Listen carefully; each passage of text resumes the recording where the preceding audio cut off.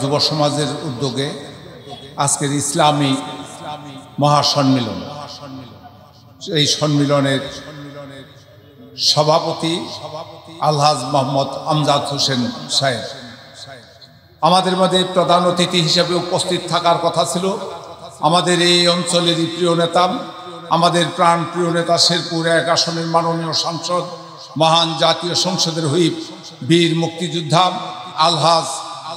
আলহাজ Atiur Rahman Atik MP মহোদয়। আমাদের মাঝে উপস্থিত রয়েছেন আমাদের এই ইউনিয়নের সম্মানিত চেয়ারম্যান জনাব সরওয়ার জাহান, আমাদের মাঝে উপস্থিত রয়েছেন আমাদের এই ইউনিয়নের সাবেক চেয়ারম্যান জনাব আব্দুল বারী চান মিয়াম, আমাদের মাঝে উপস্থিত রয়েছেন আমাদের এই ইউনিয়ন আওয়ামী লীগের সাধারণ সম্পাদক মনিরুজ্জামান মনির, আমাদের মাঝে উপস্থিত রয়েছেন এই এলাকারই কৃতি সন্তান এই বণিক সমিতির সভাপতি জনাব আবু হানিফ ফুকামিয়া, উপস্থিত বিশেষ অতিথিবৃন্দ, আমার সম্মুখে উপস্থিত এই অঞ্চলের ধর্মপ্রাণ মুসলমান ভাইয়েরা, পর্দার আড়ালে সতী সাধবী মা ও বোনেরা, সকলকে আমার সালাম, আসসালামু আলাইকুম। এমন একজন বক্তার বক্তব্য শুনতেছিলাম, আপনারাও যেভাবে শুনতেছিলেন আমিও চাতক পাখির মতো তার কথাগুলো শুনতেছিলাম। দুঃখের বিষয় যে আমার আজকে 3টি ধর্মসভা, একটা ধর্মসভাতে বক্তব্য দিয়ে আসলাম, আরেকটা ধর্মসভার বক্তব্য দিচ্ছি, আবার আরেকটা ধর্মসভা যাইতে হবে সেই রামের গ্রামে। সেই জন্যে আমি একটু বেয়াদবি করে নিলাম যে 2টা কথা কয়ে আপনাদের সালাম জানিয়ে আমি চলে যাব।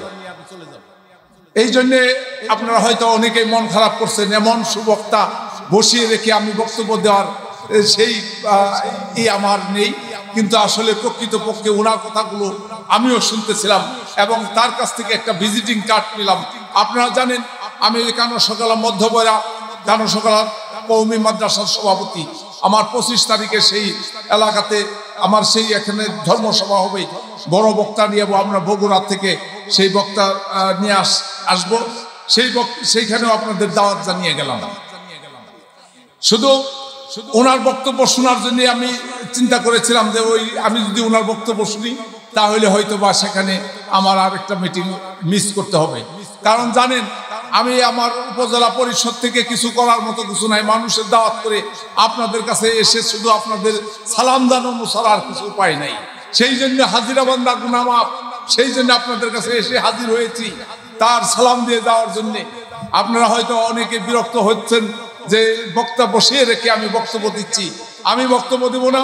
শুধু এই কথাটাই বলতে চাই, আজকের এই যুব সমাজ, যারা এই যুব সমাজ আজকে যেখানে জুয়া খেলে, যেখানে মদ খায়, হিরোইন খায়, গাঁজা খায়, সেই যুব সমাজ, আলিনাপাড়ার যুব সমাজ আজকে এই ধর্মসভায় আপনাদেরকে আমন্ত্রণ জানিয়ে ইসলামের কথাগুলো শুনিয়ে যাচ্ছেন।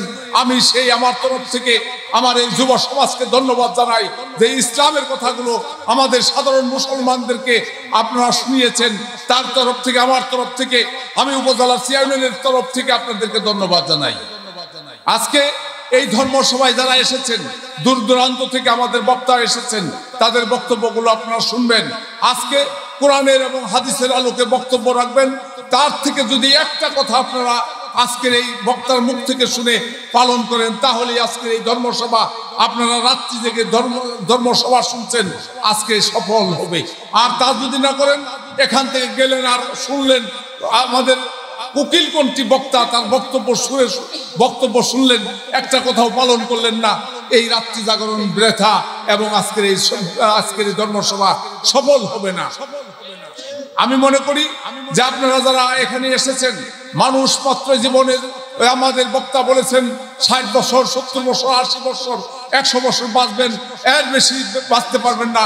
এই দুনিয়াতে এসে আমরা কত না অন্যায় করতেছি, কত না পাপ কাজ করতেছি, কত না মানুষের মাথায় কাঁঠাল ভেঙে কাঁঠাল খাচ্ছি, এই কাজগুলো আপনারা কেউ করবেন না। আমি আপনাদের কাছে এই কথাটা বলতে পারি, আমি একটা ইউনিয়নের 3 বার চেয়ারম্যান ছিলাম, সেই চেয়ারম্যানই করেছি আমার আপনাদের পার্শ্ববর্তী ইউনিয়ন, সেই 7 নম্বর সালে ইউনিয়নে। আমি হলফ করে বলতে পারি যে এমন কোনো মানুষ নেই যে কোনো মানুষের কাছ থেকে 1 টাকা উৎকুচ গ্রহণ করেছি। আমি সততার সঙ্গে কাজ করে গেছি এবং 2 বছর থাকতেই উপজেলার নমিনেশন আমাদের সম্মানিত আমাদের মাননীয় আমাদের এমপি মহোদয় আমাকে বঙ্গবন্ধুর কন্যা শেখ হাসিনার কাছ থেকে আমাদের নমিনেশন এনে দিয়েছিলেন। আমি সেই নমিনেশন পেয়ে 2 বছর রেখেই আমি আপনাদের নির্বাচনে অংশগ্রহণ করেছি। ইনশাল্লাহ আপনারা সকলে দয়া করে মায়া করে আমাকে 1টা করে ভোট দিয়েছেন, সেই জন্য আমি বিপুল ভোটের ব্যবধানে এই উপজেলার চেয়ারম্যান হয়েছি। কিন্তু দুঃখের বিষয় আমার এই 5 বছরের মধ্যে 3 বছর গেছে, 2 বছরের মধ্যে 2 বছর করোনায় আমি আপনাদের সাথে সাক্ষাৎ করতে পারি নাই। আমার জীবন থেকে 2টি বছর আপনাদের সভা করতে পারি নাই, সেই জন্য আমি আপনাদের কাছে ক্ষমা চেয়ে নিচ্ছি। 2টি বছর আপনাদের সাথে দেখাও করতে পারি নাই, তার জন্য আবারও ক্ষমা চেয়ে নিচ্ছি যে আমাকে ক্ষমা করে দিবেন। আর মাঝে মধ্যেই বয়স হয়েছে, দেখেন আজকে আমাদের উনি বক্তা হিসেবে 1টাতেই বক্তব্য দিয়ে যাবেন। আমি আগেই বলেছি হাজিরা বান্দা গুনামাপ, প্রত্যেকের কাছে আমার যাইতে হয়। 3টা ধর্মসভা, আজকে 4টা সভা করতেছি। বিকালে সন্ধ্যার থেকে 1টা সভা করেছি, আমাদের রাজনৈতিক সভা করেছি, আওয়ামী লীগের সভা করেছি। 6 তারিখে আমাদের মাননীয় সংসদ আমাদের এই শেরপুর জেলা আওয়ামী লীগের আমাদের কাউন্সিল হবে, সেখানে আমাদের মাননীয় সংসদ আতিউর রহমান আতিক সাহেব সভাপতি প্রার্থী। ইনশাল্লাহ আপনাদের এই আজকের এই ধর্মসভায় আপনাদেরকে দাওয়াত জানিয়ে গেলাম। 6 তারিখে ইনশাল্লাহ সকলেই যাবেন। আমাদের সেই প্রাণপ্রিয় নেতা আতিউর রহমান আতিক সাহেবকে যেন আবারও আমরা সভাপতি জেলার এই শেরপুর জেলার সভাপতি করতে পারি, তার জন্য আপনাদের দাওয়াত জানিয়ে গেলাম। সেই সভায় 1টা করেছি, আর 3টা ধর্মসভায় আমি ইনশাল্লাহ যাব। আমি আপনাদের কাছে উদাত্ত আহ্বান জানাই, যুবক ভাইদেরকে আমি উদ্দেশ্য করে বলতে চাই, আমার এলাকায় কিছু যুবক ভাইয়েরা আছে, সেই দুষ্ট যুবক ভাইয়েরা আজকে যদি কুসন্তান থাকে তাহলে আপনার শান্তি নাই, আর যদি সুসন্তান থাকে, সম্পত্তি না থাকলেও আপনার শান্তি আছে, এই কথাটা মনে রাখতে হবে। আজকে আমাদের এলাকাতে দেখেছি, আমার এক পরিবার 5টা সন্তান লেখাপড়া করিয়েছে, 2.5 একর সম্পত্তি আসলে সম্পূর্ণ বিক্রি করে দিয়েছে, কিন্তু তার সেই সন্তানগুলো আজকে 500টা সন্তানই সুশিক্ষায় শিক্ষিত হয়ে সম্পত্তি না থাকলেও আজকে তারা ওই অঞ্চলে যতগুলো জমাজমি কিনতেছে অন্য কেউ জমাজমি কিনতে পারে না। তারা 500 জনের সরকারি চাকরি হয়েছে। আর আমাদের 20 একর সম্পত্তির মালিক একটা মাত্র ছেলে, তার আজকে ছেলের বাড়িতে গেলে আপনি চিনতে পারবেন, সেই বাড়িতে দা দিয়ে আপনার ঘরের যে টিনের বেড়াগুলো আছে কাইটা ফেলাইতেছে। আর সকালবেলা উঠেই বাবারে কয় যে টাকা দাও, 5,000 টাকা দাও, আমার হিরোইন খাইতে হয়। এই হিরোইনখোর গাঁজাখোর সন্তান আপনি জন্মগ্রহণ যদি করে আপনার ঘরে, তাহলে আপনি 20 একর কেন 50 একর সম্পত্তি থাকলেও আপনি বাইসে থাকতে থাকতে শেষ হয়ে যাবে। তাই সুসন্তান, আপনার প্রত্যেকটা সন্তানকে ইসলামের আলোকে ভালো মানুষ করুন, তাহলে দেখবেন যে আপনার শান্তি অবশ্যই থাকবে। আমাদের এলাকাতে কিছু কুসন্তান বলে যে আমার বৃদ্ধ বাবা বাইসে থাকার চেয়ে 1 লাখ টাকা ঋণ থাকা ভালো, নাউজুবিল্লাহ বলেন। আজকের এই সব কুসন্তানের দ্বারা আজকে সমাজ কুলুষিত হচ্ছে। তাই আপনাদের কাছে অনুরোধ করতে চাই, আপনারা যারা এখানে উপস্থিত হয়েছেন, আপনারা সকলেই সন্তানকে ভালোভাবে লেখাপড়া করাবেন, আরবি লেখাপড়া করাবেন, বাংলা লেখাপড়া করাবেন। ছোট থেকে যদি আরবি লেখাপড়া করতে পারে, কোরআন শরীফ যদি সহিশুদ্ধভাবে পড়তে পারে, তাহলে ইনশাল্লাহ দেখবেন সহিশুদ্ধভাবে নামাজ পড়তে পারে, সেই সন্তান কোনোদিন অন্যায় করতে পারে না। সেই সন্তানকে আপনি বাংলা লেখাপড়া করান, কোনো আপত্তি নাই, কিন্তু তারপর আগেই কোরআন শিক্ষায় শিক্ষিত করবেন, তাহলে সেই সন্তান সুসন্তান হবে। আমি আর বক্তব্য লম্বা করতে চাই না।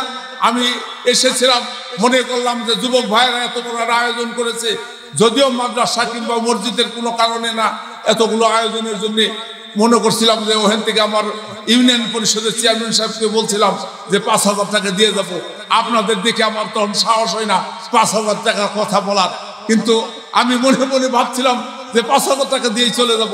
এত বড় একটা মজলিসে আর এসে কথা বলতে পেরেছি এবং আপনাদের কাছ থেকে দোয়া নিতে পারছি, সেই জন্যে এই যুবক ভাইদেরকে আমি 10,000 টাকা দিয়ে গেলাম।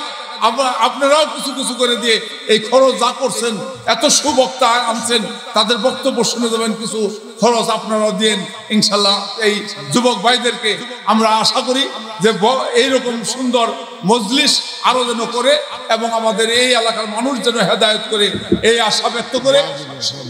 আর আমাদের পর্দার আড়ালে যারা মা বোন আছে তাদেরকেও আমি সালাম জানিয়ে যাই। আপনারা আপনাদের স্বামী স্ত্রী সহ নিয়ে আপনারা সুখে সংসার করবেন এবং শান্তিতে থাকবেন, এবং অবশ্যই আমার মা বোনেরা নামাজ রোজাটা বেশি করেন আমাদের চেয়ে। আমি এই কথা বলে সকলকে ধন্যবাদ জানিয়ে সকলের সুস্বাস্থ্য কামনা করে আমাদের শ্রদ্ধেয় বক্তা মহোদয়কে থামিয়ে দিয়ে বক্তব্য দিলাম। বেয়াদবি মাপ চেয়ে আমার কথা এখানে শেষ করছি। সকলকে ধন্যবাদ। আসসালামু আলাইকুম। Presents by Kuakata media centre. হক্কানি আলেমদের নিত্য নতুন ভিডিও পেতে আমাদের চ্যানেলটি সাবস্ক্রাইব করুন। কুয়াকাটা মিডিয়া সেন্টার, ইসলামিক বিনোদনের বিশ্বস্ত সঙ্গী।